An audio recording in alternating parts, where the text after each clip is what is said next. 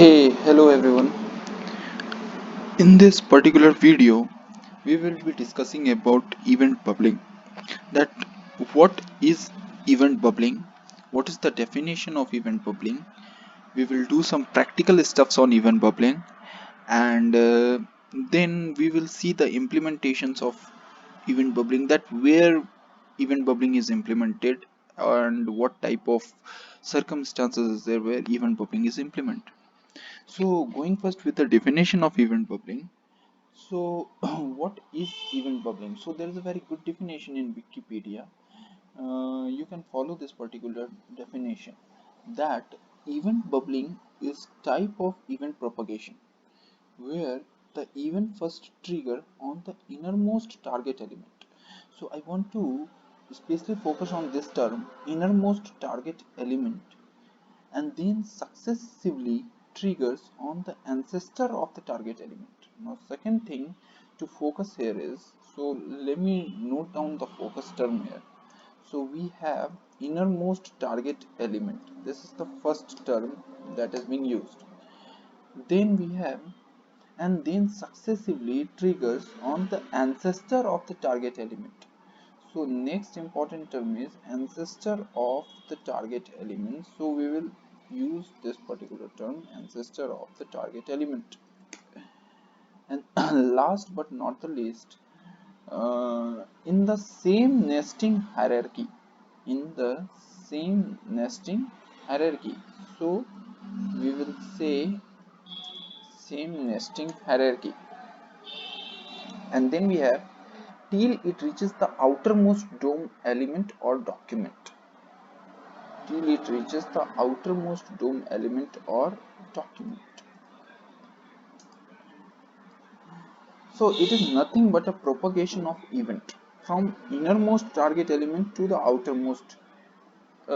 outermost ancestor of the target element. Okay, so outermost ancestor of the target element. So let us try to understand by via practical stuff. So we can see we have a nested div here. We have a GP that stands for grandparent. I have named it like this for better understanding. So we have a div class. We don't need now an on-click event. I will come on it later. First of all, we understand this HTML part. We have a div class GP that stands for the grandparent. So we have an outer div named grandparent. Then we have P that stands for parent. So we have an inner one that is your parent. And then we have C, we have inner one, that innermost part, that is C, that is children. Now what happened that when we click on this element, then this div is your target element. Okay, so this div is your target element as well as your innermost target element because it started from the section where we have clicked. So instead of innermost, you could have used start from target element to the ancestor of the target element instead of innermost target element. So innermost is creating confusion here. So you can use the particular term like from the target element to the outermost ancestor of the target element. Okay. Now suppose we are clicking on this instead of this C. So your target element will be P. This one will be your target element P. So the ancestor will be GP. It means grandparent.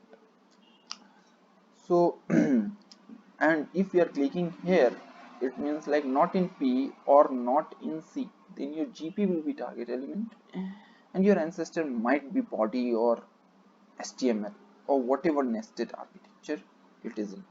Okay, now let us try to understand the event bubbling.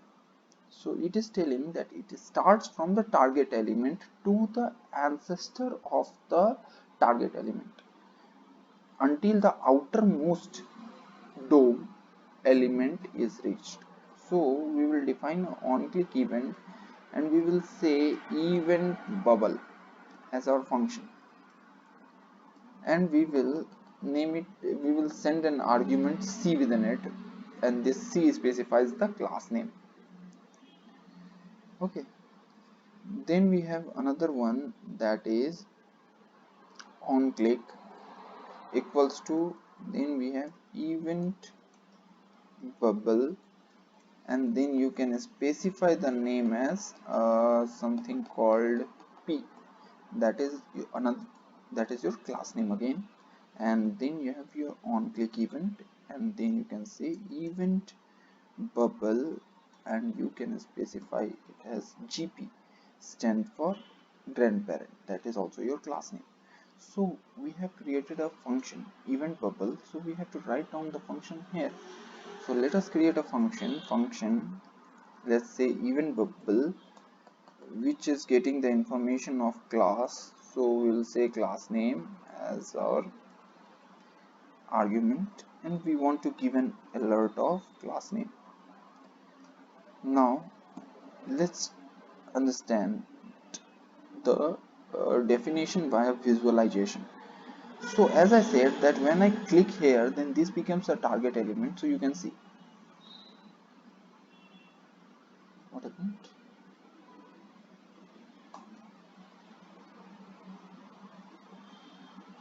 Yeah, so you have your C here, right?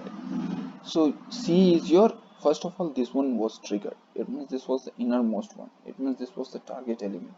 And then it will trigger to the ancestor of the target element. So ancestor is P. So next one will be P. It means this function has been invoked. And then GP. Then this function has been invoked here. So you have target element, started from target element, and it keeps on going out until the outermost element is reached. So you don't have a on click event associated with body. Suppose if we had a on click event associated with body, and we would have said body click or something function, and we would have said nothing. It means like we would have said function body click,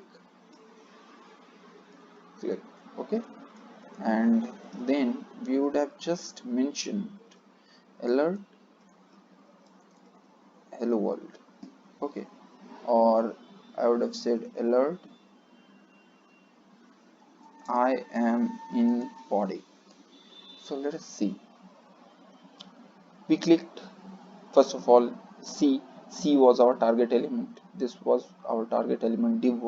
This div was our target element. It started from here. Then we have P. So the immediate ancestor was P parent. Then the immediate ancestor of parent was GP, so grandparent. And then we have body. So I'm in body. So this is how event is being propagated. Now suppose if we want to stop the event from propagation, it means like suppose if we want that if we click on this children, then it should remain in children, and we don't want to bubble it, we don't want to propagate it to the immediate ancestor. Then what should we do? Say every element has an object. It means it carries an HTML object, that is your event. So we will mention it event. Now we have our event mentioned here, so we will say event as another argument because we have event as our argument here. So let us say event, we have passed down the event here also, we have passed down the event here. So we have event as our, it means like another argument. So I want it to stop at a certain position. It means like suppose if we click, someone click on C, then he remains on C rather than going to P or GP or body. Then we say if there is event, then just do event dot stop propagation in order to stop it. So that's it. So if we are clicking on this, we are getting C, and we are not getting P or GP or I am in body part. So this is how we stop the propagation from target element to the immediate ancestor of the target element. Now moving to the next part, that where it is used. So basically what happened that sometime when suppose there could be an option that there was a button. Okay, there was a button and we wanted it to on click, we wanted a on click event there, and we would have said like or something. So on click we would have said do like, we would have called do like, and let's close the button. In this is, suppose this was a social media application and we would have said like.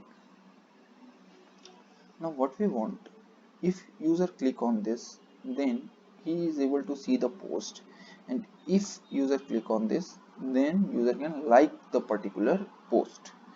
We don't want that when user click on like, he should be navigated to the information on that particular post that is present.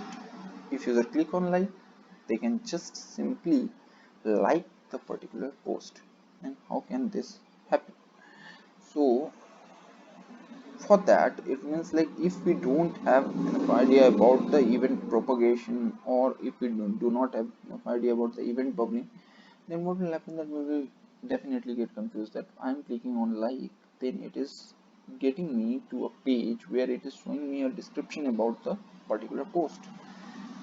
So for that we have this event bubbling comes into picture. So here we have event bubbling, so we have to avoid the event bubbling here. So what we do, that we pass, again we pass event as our this. So we have do like, and we pass evt, and then just do alert light, and just we say evt dot stop propagation,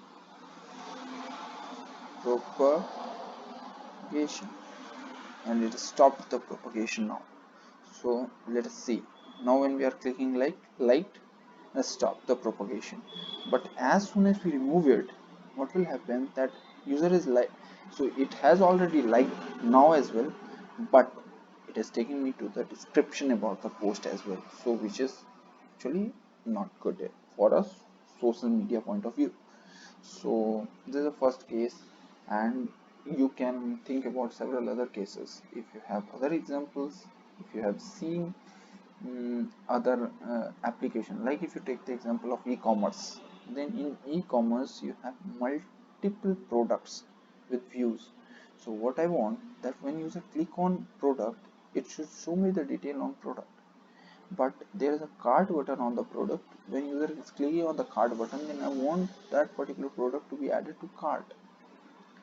Then what comes in our picture, then we have this event bubbling comes into our picture, where when user is clicking on cart, then basically it is taking me to the product description page as well as by adding that particular product to cart, and we don't want that. So what will happen, that we will use event.stop propagation to stop the bubbling or propagation of event from target element to the ancestor element. So these are some cases that we have to think, and this is all about the event bubbling. In the next video I will come up with a new topic, and I will be posting something new daily on JavaScript. It means some new topics on JavaScript daily. So do subscribe guys for getting the notifications, and to, it means like remain updated on my video.